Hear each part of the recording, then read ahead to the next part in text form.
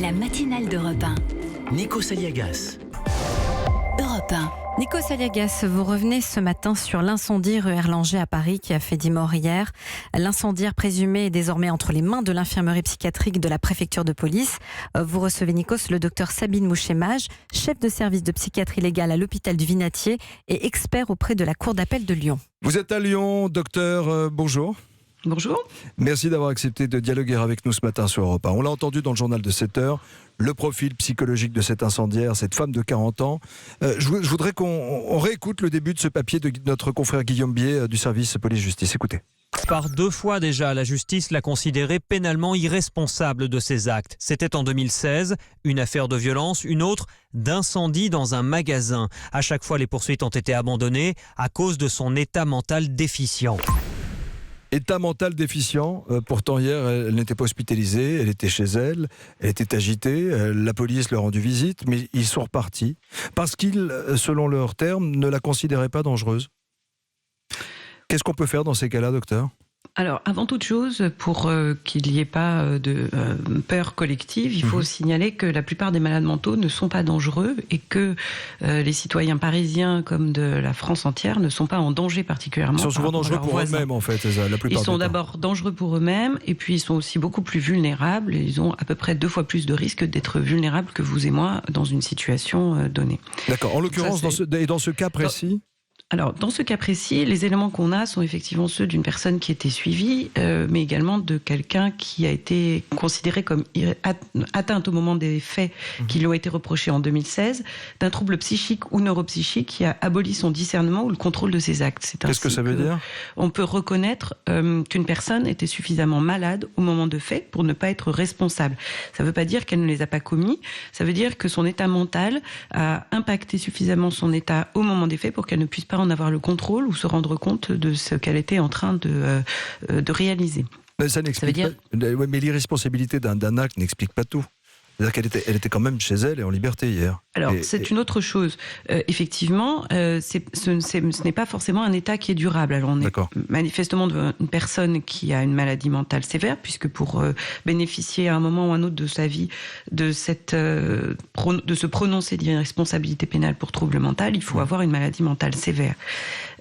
Mais les maladies mentales, bien heureusement, sont le plus souvent stabilisées et il n'est pas nécessaire et obligatoire qu'une personne soit hospitalisée au très long cours si son état ne le justifie plus. J'entends, mais hier la police est arrivée, avant-hier la police arrive, les voisins appellent, ils portent plainte, enfin on voit bien qu'il y a une agitation, mais ils ne peuvent pas détecter sa maladie, les policiers, et ils repartent. Est-ce que c'est le système qui n'est pas au point ? Est-ce qu'une personne qui était encore hospitalisée il y a quelques semaines et qui peut être dangereuse pour elle, mais aussi pour les autres, ne doit pas, je sais pas, le faire savoir quand les policiers arrivent ?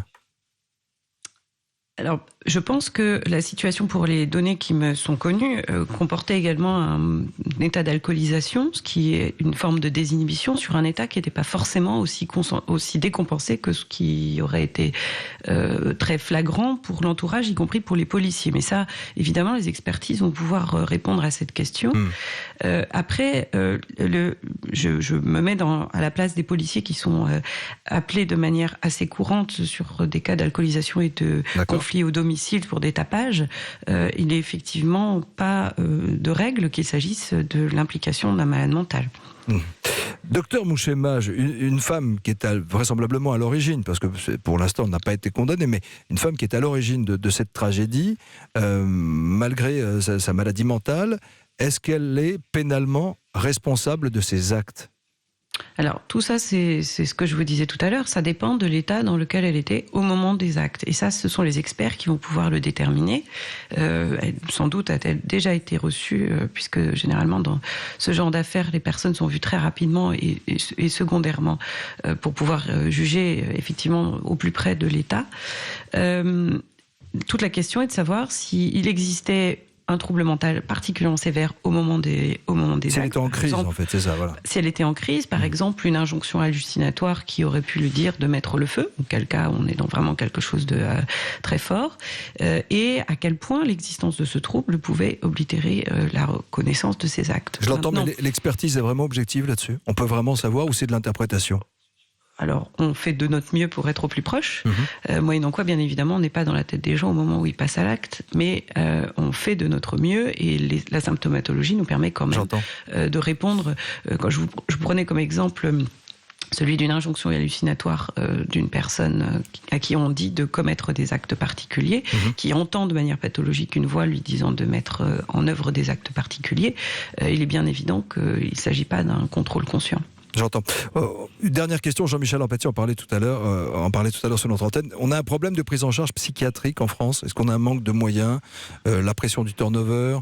Par exemple, est-ce que cette femme, si elle avait été un peu plus suivie en relation avec un beeper, un téléphone, je ne sais pas si son cas avait été plus relié avec une clinique ou un hôpital, ça aurait pu changer la donne? Aujourd'hui, en l'absence de données de son dossier médical, il n'est pas dit qu'elle n'était pas suivie de manière correcte à l'extérieur. C'est même probablement le cas, puisque les gens sont suivis une fois qu'ils sont sortis de l'hôpital. Donc, il n'y a pas à imaginer qu'il y a un défaut sur la prise en charge à ce stade de ce qui est connu. Elle sortait de l'hôpital Sainte-Anne. Vous avez travaillé à l'hôpital Sainte-Anne. Tout à fait. Elle y oui, était il y a encore 15 jours. Une journée d'hospitalisation, ça coûte cher, docteur? Ça coûte plusieurs centaines d'euros, autour de 800, c'est ça? 800, quelque chose comme ça. Après, on ne raisonne pas que dans un contexte financier. Alors oui, vous le signaliez, Jean-Michel Apathy aussi, la psychiatrie a été considérée longtemps comme le parent pauvre de la médecine. Il y a un manque de moyens.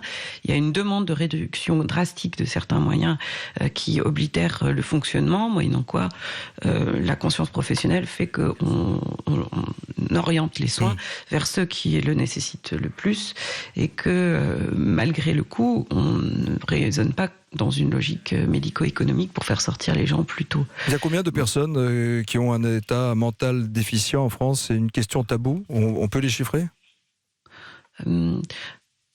État mental déficient pourrait correspondre à tout un tas de choses. Ce qu'on peut dire, c'est que pour ce qui concerne la schizophrénie, on est aux alentours d'1% de la population, ce qui est comme quelque chose d'extrêmement fréquent et qui représente beaucoup plus que les capacités d'hospitalisation au long cours dans les hôpitaux. En tout cas, merci d'avoir été avec nous, docteur Sabine Mouchemage. Je rappelle que vous êtes près de Lyon, vous êtes chef de service de psychiatrie légale à l'hôpital du Vinatier, expert auprès de la Cour d'appel de Lyon. Merci.